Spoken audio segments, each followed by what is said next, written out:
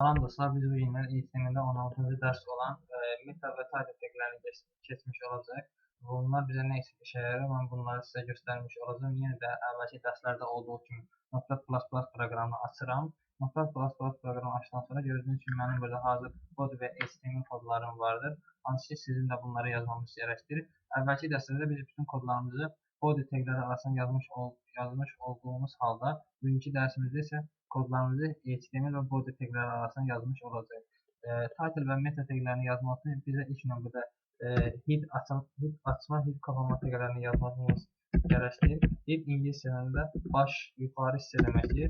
Head taglərini açıb bağladıqdan sonra isə ilk növbədə mən bura title tagini yazacağam.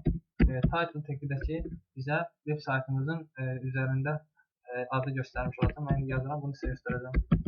Azərcoder yazdım və title tagləri arasına Ctrl-S ilə bunu yaddaşa verirəm və ya buradan Ctrl-S deyirəm. Və daha sonra isə Run bölməsindən Launch in Chrome bölməsinə daxil oluram. Və gördüyünüz kimi mənim saytımı Google Chrome browserində açdı və burada gördüyünüz ki, Azərcoder adlı bir yazı çıxdı. Bu hansı ki, mən bunu title tag vasitəsilə yazmış oldum. İndi isə mən sizə meta taglərini göstərəcəm. Meta tagləri bizə nə üçün işə yarayır? Meta tagləri bizə istifadəçilərin Google aramasında açar sözlər yazılır ki, hansı ki, həmin sözlər vasitəsilə bizim web saytımızı asanlıqla tapmış olacaqlar və description hissəsi var ki, bu da ki, bizim saytımızın açılışını onun nə haqqında bəhs etdiyini göstərir. İlk növbədə mən sizə description yazacağam və daha sonra da keyword yazacağım. Meta tagini yazdıqdan sonra name yazırıq. Name bərabərdir dırnaq işarəsində description yazırıq. Description açılım mənasını verir və daha sonra isə contentimizi bura daxil edirik. Contentimizin content sözünü yazdı və content bərabərdir dırnaq işarəsində isə öz saytımızın açılışını, yəni bizim saytımız nə haqqındadır, buradan nəydən söhbət gedir, onu yazacağım. Misal üçün, Azərcoder məsələn yazacağım bura web saytların hazırlanması və dizayn. Mən bununla istifadəçilərə bizim saytımızın nə haqqında, nəydən bəhs etdiyini göstərmiş oldum. Və onu da nəzərə çatdırdım ki, dırnaq işarəsindən sonra, böyük kiçik işarəsindən sonra meta tagi gəlişi, meta kapama tagi gəlişi bizim bunu silməmiz gərəkdir. Mən bunu silirəm.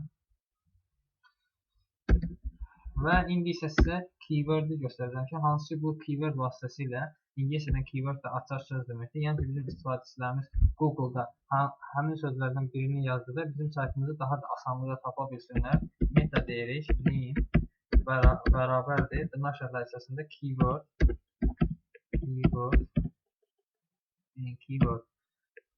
Gördüyünüz kimi keyword açar söz deməkdir və daha sonra bizim bura contentimizi əlavə etmək lazımdır. Bərabər dırnaq işarələri içərisində isə biz bura açar sözlər yazılır. Yəni ki, bizim istifadəçilərimiz Google-da hansı söz yazmaqla bizim saytımızı daha da asanlıqla tapa bilərlər. Misal üçün, web design və hər sözdən sonra isə yeni bir söz yazırda gərək biz həmin sözdən sonra dırnaq vergül işarəsini qoyaq, bir boşluq buraxaq və növbəti sözümüzü yaraq. Web design, web site, webmaster və s. Deyək ki, mən buraya açar sözləri yazdım. Düzdür, indi mən bunları sizə göstərə bilmirdim, çünki bizim saytımız hal-hazırda fəaliyyət göstərmir. Amma lakin mən bunu indi Google-a bir sayta girib girməklə onu sizə göstərmiş olacağım. Bizim bunlar nə üçün bizə işə yarayır? Hər ikisini sildirəm. Burayı da sildirəm. Məsələn, mən Google-a girdim. Google webmaster sildirəm. Google-a girin deyə mən buraya yazıram web design. Və gördüyünüz kimi web design sözünü yazdıqdan sonra Google-da çoxlu sayt tapmış oldu. Hansı ki, bu web design bizim bu keyword hissəsində olan sözlərdən biridir ki, mən bunları yazmaqla bu sözləri tapmış oldum. Birinci hissə olan ki, description hissəsi, saytın açıqlanması və gördüyünüz kimi bu saytın altına simple do it yourself tools. Bu isə saytın description, yəni açılışını vermiş olur. Əgər bizim də saytımız fəaliyyət göstərsəydi, bizim də saytımızın altına yazacaq ki, veb saytlarının hazırlanması və dizaynı yazılmış olacaqdır. Və biz də buraya yazdığım 3 sözdən birini yazmaqla Google-da öz saytımızı asanlıqla tapmış olacaqdır. Və Azərcode hissəsi isə saytın yuxarısı hissəsində gördüyümüz, yəni title vasitəsilə bunu etdim. Burada saytın görünən hissəsi olmuş oldu. Bir daha kodları nəzərinizə çatdırın. Title tagi vasitəsilə biz saytımıza ad veririk. Hansı saytın yuxarı hissəsində, bu hissəsində saytın adını göstərir. Description bizə saytın açıqlamasını verir. Yəni Google-da istifadəçilər saytımızı tapdıqda həmin saytın altından yazır ki, bizim saytın məqsədi, məramı nədir?